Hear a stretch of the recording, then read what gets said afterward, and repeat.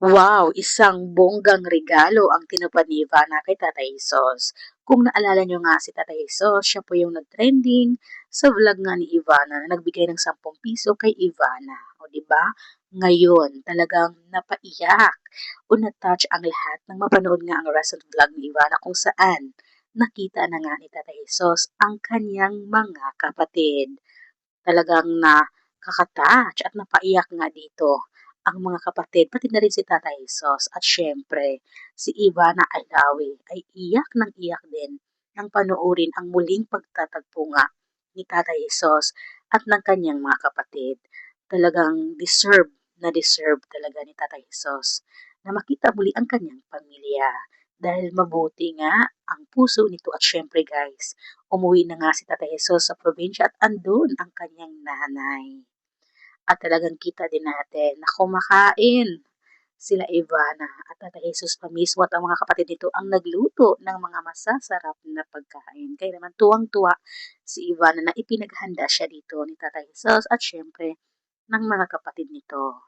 At dyan nga binilhan ng mga biik si Tatay Jesus.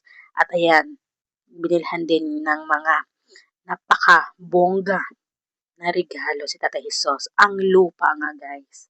Napakalaking lupa ang ibinigay ni Ivana kay Tatay Hesus at mismong sa pangalan na nga ni Tatay Hesus. Meron ng titulo ito kay Tatay Hesus mismo para sa kanya talaga, para hindi na ito mawala sa kanya. Nakapangalan sa kanya ang titulo. Deserve ni Tatay Hesus. Napakalaking lupa guys ha. Worth 500,000 o 500,000 pesos ang lupa na binili nga ni Ivana para kay Tatay Hesus sa Bicol. 5 to 10 minutes lang daw ito away sa bahay ng mga kapatid nito ni Tatay Hesus. Talagang nakakatuwa at talagang bagong buhay na talaga. Ibang-iba na talaga si Tatay Hesus sa probinsya. Ang laki ng pinagbago talaga.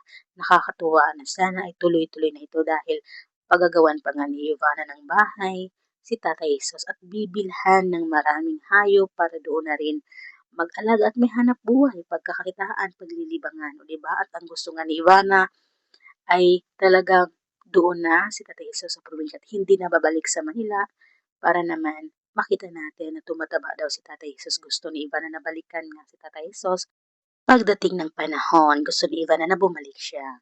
At alam niyo ba guys, ang talagang pinag-uusapan, maraming naiyak, maraming na-touch sa recent vlog na ito ni Ivana. Kaya ano pang inaantay niyo? Puntahan niyo na sa YT ni Ivana at panoorin o pag-isa rin kayo sa maiyak. Ayan si Ivana o iyak ng iyak. Nakaka-touch naman talaga ang vlog na ito.